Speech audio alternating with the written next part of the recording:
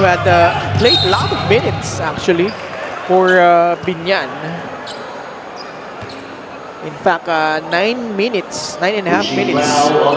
But Mindoro just being better, especially in the third period, Coach Mike, they were able to outscore Binyan by 10 points. Yeah, and they just kept exploiting mismatches, lalo na when they tried to attack against Joel Rabanera. And understandably so. Kasi you want to hunt where you have an advantage. RJ Ramirez gets the free throw. 61-43.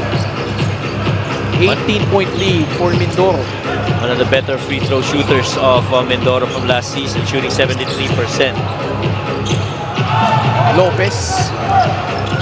Pass to Nick Caballero. Drives baseline. Gets to his spot. Too strong on the jumper. JC Recto with the rebound. He is with Enzo Hoson, RJ Ramirez, Jonas Tibayan, and JJ Caspe. See the creativity of JC Recto as Caspe cuts backdoor. The lead has ballooned to its biggest at 20 points. Somehow you feel the chemistry between those two. And saglit na tinginan lang, alam mo na kung ano magiging next action at saan pupunta, and that backdoor locate was not that easy.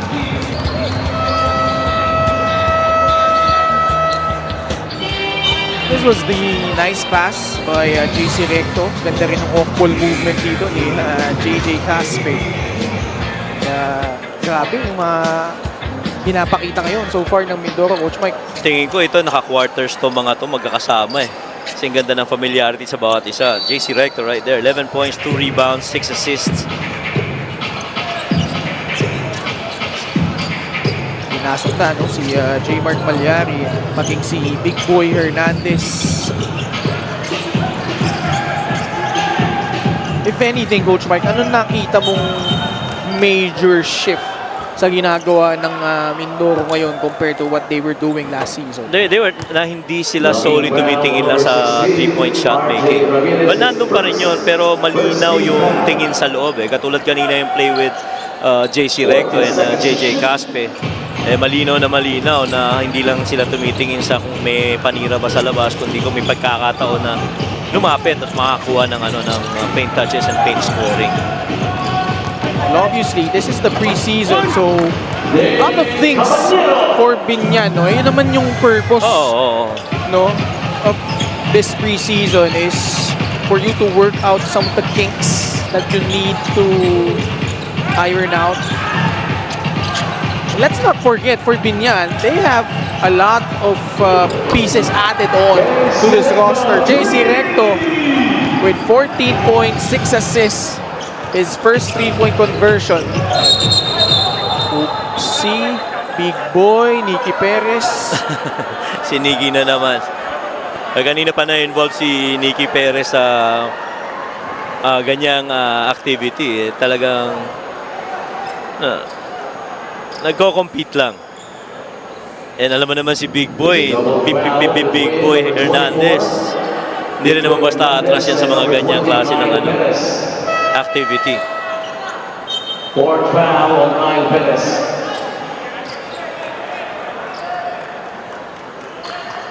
Sorry, Kyle Perez. Si Nicky Perez si ano yun? Ay, sorry. Si Kyle. Batangas yun. Oo nga, sa Batangas pala yun. Sorry. Sorry, I meant Kyle.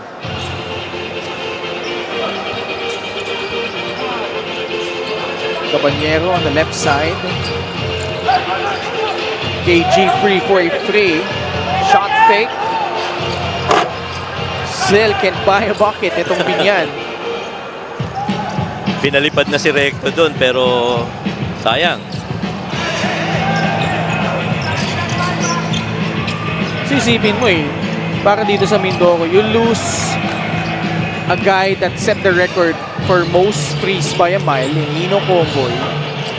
And yet, you replace him with a bunch of people like JC Recto, JJ Caspe, Enzo Hoson, who played sparingly for Basilan. And now has found himself a meaningful role para dito sa Mindoro. Meanwhile, Nick Caballero continues to score. Now his total up to 14 points. Number 31, Enzo Hustle is fourth. Ito, maagang pinapakita ni Nick, talagang favorable para dito sa team ng Binyan. And this is something na pakiramdam ko, kakailanganin nila, lalo na pagdating sa dulo. All smile si Mayora. Oh, why not? You know, laki ng labang ng team mo. And sigurado pag nagkaroon ng home game sa Mindoro, alam mo yun, ano, ang daming tao palagi dun sa, sa venue sa Mindoro when we cover games there. I'm sure mas lalong dadami yung mga manonood nito mga taga Mindoro this season. JJ Caspe with the field goal conversion. Poy sa loob, Big Boy, 2 points. Hernandez from Boyboyagu. Binyan, no? They finished the regular season number 6, diba? Yeah. Went on and defeated Rizal in the first round, swept them. Then in Batangas, where they were trailing in the fourth period, that's where you talked about Bam Lopez having that big shot. Baboy Raimundo nailing that heartbreaking free to end the hopes of Batangas City. LGR is the official outfitter of the MPBL, so things looking bright for Binyan, especially with their additions, Coach Mike. Oo.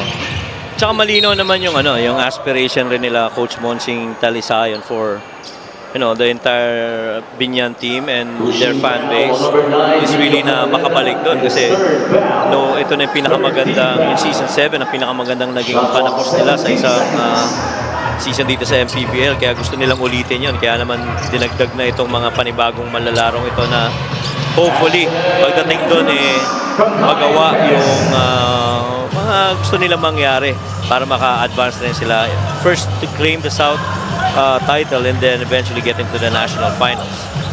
70-49, 21-point lead.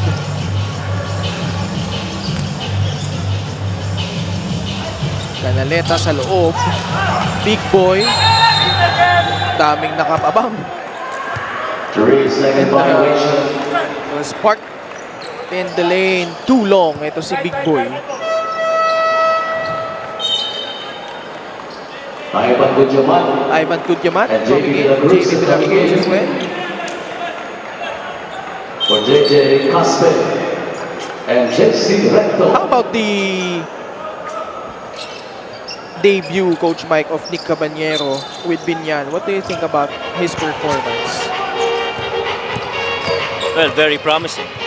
Nakita naman natin early on the way that he finishes in the paint. He absorbs contact, the way that he moves his feet defensively. Hindi rin siya ganun kadaling bastang iwanan defensively. Lalo if you have to contend with him underneath for low post action, even rebounding. Ivan Gudyamat. Gudyamat again with another basket. Si Ivan Kudyamat, alam ko, taglaro yan for EAC. Oh, yeah. Diba? Oo. I was thinking kanina, saan ko nga ba nakita naglaro to si Gudyamat? No, sa EAC. EAC nga. By the way, just a quick shout out to the general manager of the Gensan Warriors, Boss Merman Flores. Boss Merman. Happy viewing, boss. Oo, excited kaming Oo. mapanood ang inyong retooled Gensan Warriors squad. Adi Santos, nandun na. Talaga? Oo. And that is the 14th foul for Mindoro. Sino pa yung nandun? So, si I- Mark Cruz nandun. Mark Cruz is there. I think they also retained si Eloy Tan. Tama ba? Still there. That's right. Si Marvin Jonicio is still with them. Mhm. How about their run? No, just fell short against Quezon. They were able to beat Basilan. Boy Akdum with a 3. Jackson Corpus. Oh, yes. Those monstrous outings he had, especially in the first round. Oh, first round sila nakita nun no? Basilan. Ang Basilan, oo. Abot ng game 3. Who could forget that double overtime game that they had? Di ba? Oo, tayo yan eh. Kaya nga. Sa Malolos, Bulacan. Oo, sa Malolos. Na 2 laro lang pero parang nakatatlong laro rin tayo. 2 double overtime game Correct. in the playoffs. Yes. That's the first in the MPBL history. In the way that game finished with Jervy Cruz under the rest, Oo. hitting that 3-point shot. JJP Domintis. So yun nga, no? Mindoro was also part of that double Correct. overtime Correct. games. Kasi sila rin, natalo naman sa Quezon. They had their chances Maya. of extending that series. Sean Andrews shuffled his feet. That guy had a big game. Sean Andrews in that closeout match ng Quezon. No? That was a good game by Ashon Andrews. Depensa, ang ganda rin ang nilaro niya doon. JJ Pino getting subbed out. Extreme ang subok at kompletong appliance brand ng Pilipinas. Si Atan ba bibigyan ng jersey si Boss Atan? Aba, ewan. Oo nga. 74-54. Daming mga personalidad dito sa Oo. Caloocan, dito sa laro natin to. So I think for this week, ito na ba yung last playing day here in Sa Caloocan. Caloocan? Yeah? Oh, For this the week. PC, this week, right? Bukas, sa Paco na tayo. Paco naman, sa Manila naman. J-Mark Palyari, basket and one. Nagbabalik for Binyan, no? Sorry, hindi. Actually, played for Sarangani last season. Kyle Perez fouls out, the former Diliman College Blue Dragon.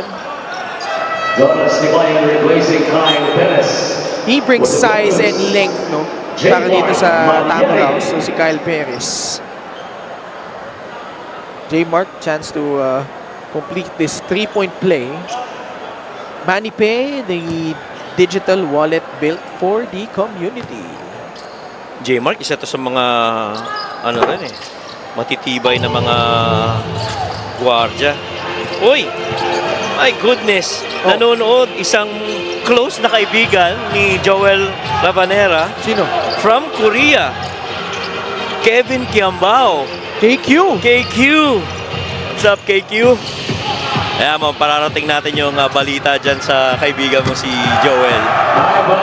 Ivan Gudyamat drills in a free. Naman si KQ, ba't nalimutan nating batiin kanina? Oo nga. Ano mga close niya, si Joel Rabanera, very close yan sa mga taga Muntinlupa. Si Kevin Kiambao, yan si Kian Baclaan. Although Kian is really grew, parang hometown niya itong Caloocan. But his basketball really is there in Muntinlupa. Siyempre, nandun rin sila Boss Jel Dalida, mga kaibigan ni Kevin Kiambao at ni Kian Baclaan. Holding foul on number 1, Danilo Gamboa. Penalty first foul. Foul si on Danilo Gamboa. 2 free throws. J-Mark Palyari. J-Mark Palyari balik sa free throw line. I wonder if babalik pa to si Malupito, no? Parang hindi na mukhang sa... May nagre-request na bumalik siya taga Ewan. Muntinlupa rin si Mike Motiliano ng Monty Kicks, one of the best shoe sellers dyan sa Muntinlupa. Si Mike Monty, happy watching, Chief. Mga silent viewers natin from Muntinlupa. By the way, Muntinlupa made the good account of themselves in their Yes. first game. Yes. Just fell short against Caloocan. And but they did push Caloocan to pinahirapan din. Oh, Until- tumikit naman hanggang third Until Foul on number 10. Kian Baclaan happened. Second. Oo. And that is the 14th foul. Alam mo, isang pinaka-naantay namin sa Muntinlupa, yung home game. Sana Meron ka ba ulit? sana maging available na yung Muntinlupa Sports Complex. Kasi hindi sila nag-home game last season. Yeah, we didn't have any. Rondre Tolentino is in. Former San Beda Red Lion, also a former CU Scorpion. Yes. Here he is, jacking up a 3. No goal. We are down to our final 2 minutes. Alam mo kung sino nakinabang dito sa mga laro natin ngayon, tingin ko? Oh. Yung mall na katabi natin. Dami sigurong dyan muna nagkita bago tumuloy dito. Big boy sa loob. Tolentino whips a pass to Jonas Tibayan. Oh no. Look out. Poy Yaktub. Fouled by Ivan Kudyamat. So si Ivan Kudyamat naglaro under Coach Gerson. I like to think, yeah. Kasi EAC. Oo. Di ba? So, nakasama ba niya sila Lucero? Yung sila Nobi, di ba? Nobi. Axel Doromal. Oh, yeah. Pinoy Sakuragi. Mort Yeah. Pingris. Pinoy Sakuragi. Still going strong. Mga father din pagka may time. Ang mga players natin from the MPBL. RJ, right there, taking care of the baby.